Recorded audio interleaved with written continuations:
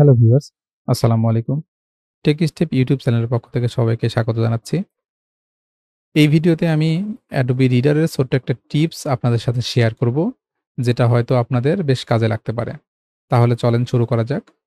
যেকোনো একটা PDF file যখন আমরা ল্যাপটপে বা ডেস্কটপে পড়ি, আমরা সাধারণত আমাদের মাউসের স্ক্রল প্রেস করে আমরা উপর থেকে নিচে এভাবে গো থ্রু করি। সেম ভাবে ল্যাপটপে আমরা আমাদের টাচপ্যাড ইউজ করেও একই কাজটা করে থাকি। বাট আমরা চাইলে আমাদের টাচপ্যাড অথবা মাউস টাচ না করেই আমাদের এই ডকুমেন্টটাকে আমরা উপর থেকে নিচ পর্যন্ত পড়ে যেতে পারি। যেটা অটোমেটিক্যালি স্ক্রল হতে থাকবে।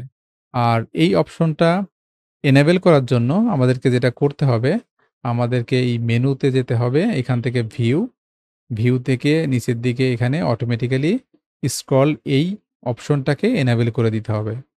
যখন আমরা এই অপশনটাকে এনেবল করে দিব, তখন দেখেন এইভাবে অটোমেটিক্যালি স্ক্রল হয়ে লেখাগুলো উপরের দিকে যেতে থাকবে এবং আমরা অটোমেটিক্যালি ভাবে আমাদের ডকুমেন্টটা পড়তে পারি।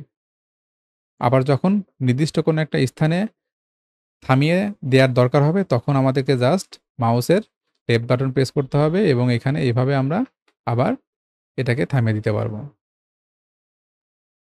সেম ভাবে ডিসেবল করার জন্য আমাদেরকে আবার সেই ভিউতে যেতে হবে এবং এখান থেকে এই অটোমেটিক স্ক্রল এই অপশনটা দেন আনমার্ক করে দিতে হবে।